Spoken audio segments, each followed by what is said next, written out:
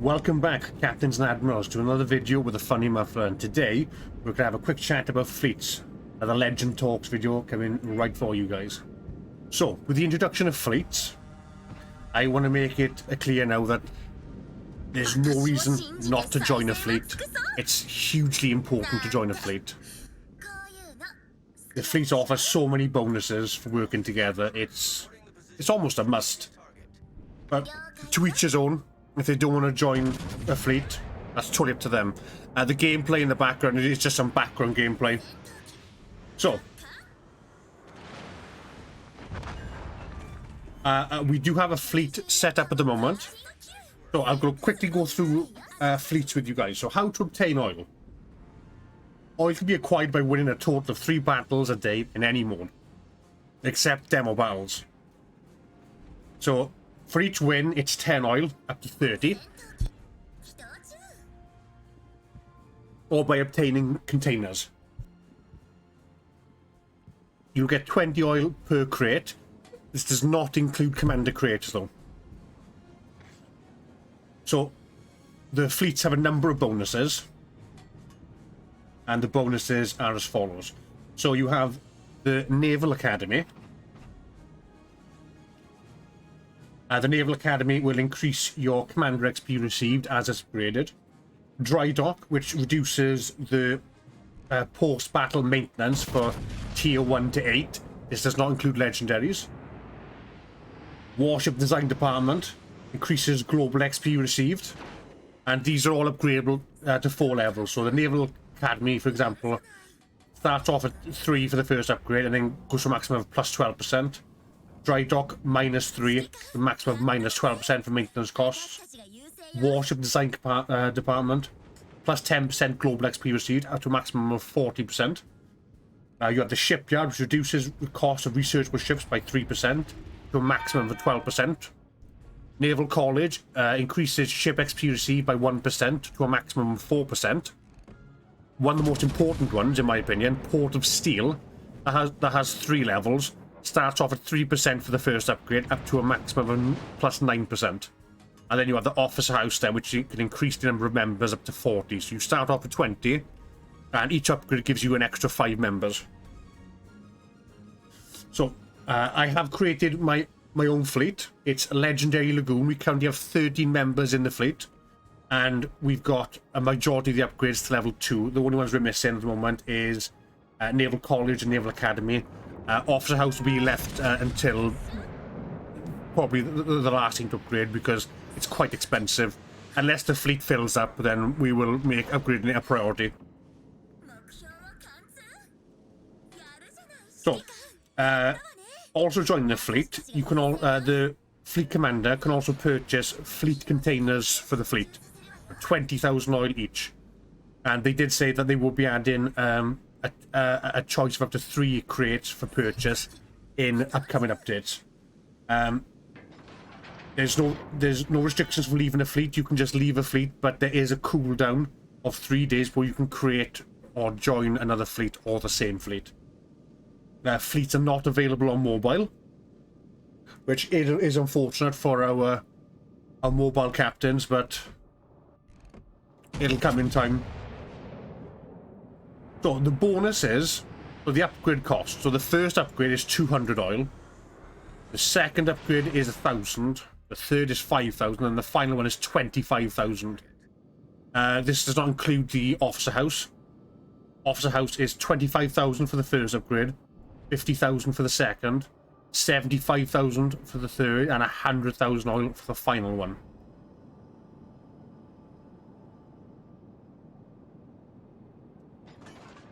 They have said as well, with the steel, there's only 3 steps. So for those players who are already earning 5 steel by the campaign milestones, the steel bonus will already be set to 1 for all upgrade steps. So you'll get 1 extra steel. So you'll get 6 steel instead of 5, which, let's be fair, in the economy of steel in this game, any extra steel is a welcome. There are restrictions on fleets, so you can manually set restrictions, i.e. win rate. So you can set the win rate And you can also set the tier gate as well. So the win rate, you could have it, you know, if you wanted to, only unicorns of a 75% win rate, or you could have it 48%, or you could do what I've done in my fleet, and the minimum win rate is wavered, so there is no restriction. Anybody can join. There's also a tier gate as well. So minimum tier of the candidate's ship, you could set it to legendary. You could set it to tier 1. I've set mine to tier 3, just so we get people who have had at least a few hundred battles. You can also set tags as well. So, for example, now the fleet tags for Legendary Lagoon is English, Legendary tiers, High tiers, Low tiers, and Mentoring. I've set the fleet up. You know, a few of my friends have joined, but it's mainly for you guys as well. I really want to help you guys out. You know, join the fleet. You know, take part in the bonuses, and then once the fleet's upgraded, then we can start working on earning spring big crates as well for the fleet.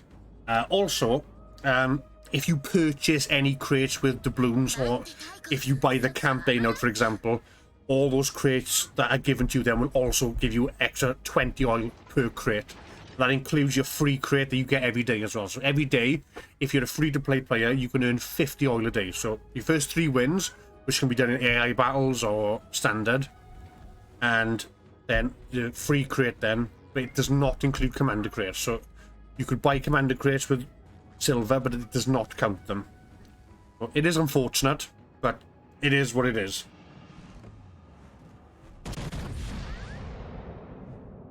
So yeah, so far we have 13 members, so we have 7 spaces remaining. So if you guys do want to join, just search up Legendary Lagoon and put your request in. We're usually online, so your request should be sorted out within, you know, at least an hour, I'd like to think. We have plenty of officers as well, so when you do join, you will be promoted to officer straight away, just so you can help promote the fleet as well. And if you want to invite your friends, for example, you can do so. Also, the fleet will allow us to track everyone. So, for example, now in the personnel list, it shows how much oil people have earned in their lifetime.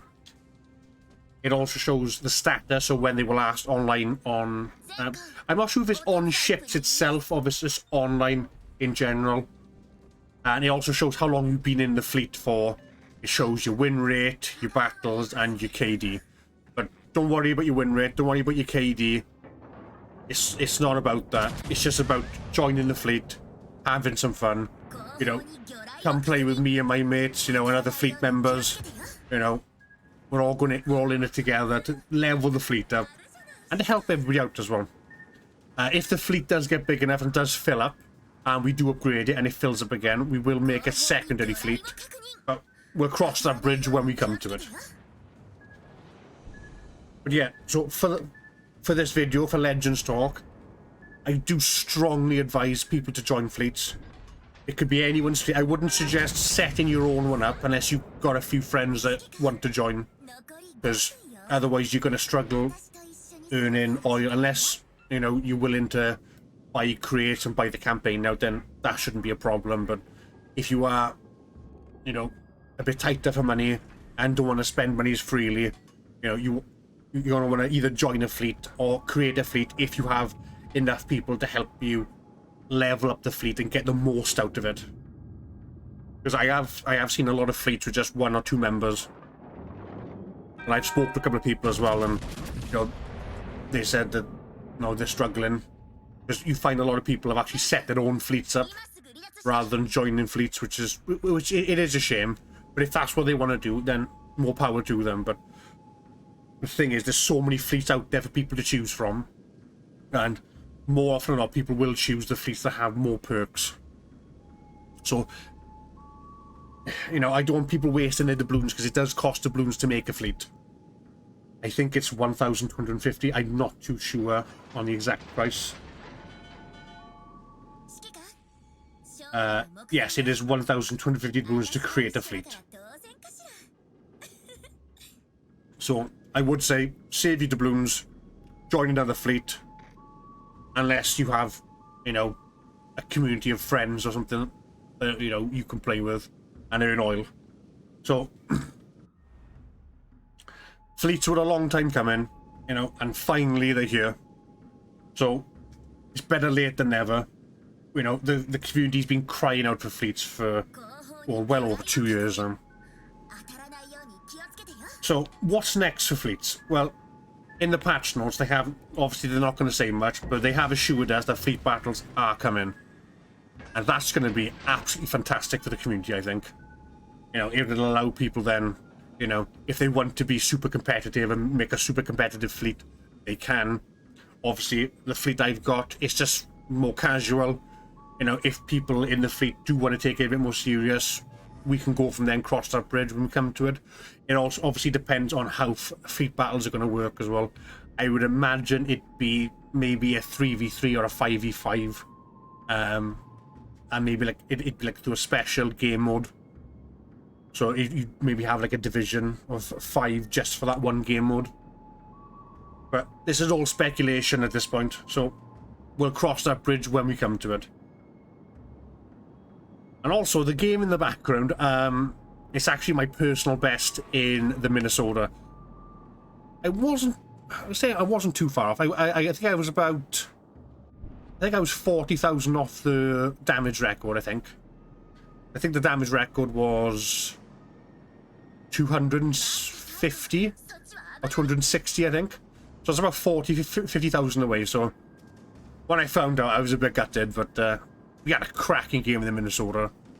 And everyone does hate on this ship a bit because she's not as good as the Kansas. I think she's pretty good. She is quite chunky though. Well, same as the Kansas, well, she's a little bit bigger than Kansas. But, you know, give the old girl a chance, I think. And especially now with the fleet perks, that it reduces the cost. You know, because let's be fair, tier 8's quite expensive. 25 mil each, that's a lot. Only one thing I was disappointed with was that there wasn't an upgrade to increase the credit earnings. That was a bit disappointing, but it is what it is. At least we've got the service cost reduction and the price reduction for tech tree ships, which is, let's be fair, a welcome addition. But as you can tell, the gameplay in the background, this is going to be a win. We're much too far ahead in points. So, and it's only 57 seconds left, and that enemy destroyer would need to kill the Shimmercast and me. And I doubt he'll have time to kill both of us. Now, I've got a fair chunk of health left, and I'm constantly maneuvering, so I'm not going to be the easiest thing to top. And the Shimmercast is just going to be a pain in the ass to spot anyway, because they're like ghost Shimmercasts. If they're built correctly, they're like just ghosts that bestow their torpedoes upon you and then send you back to port.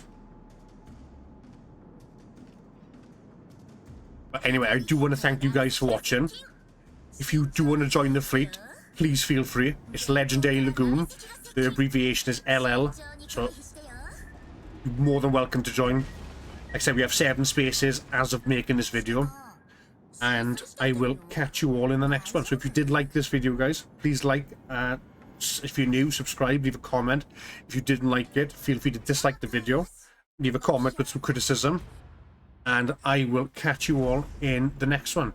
I will be streaming tomorrow on Friday, and then if I don't catch you there, I'll catch you in the next video or stream next week. Thank you so much for watching, guys, and take care.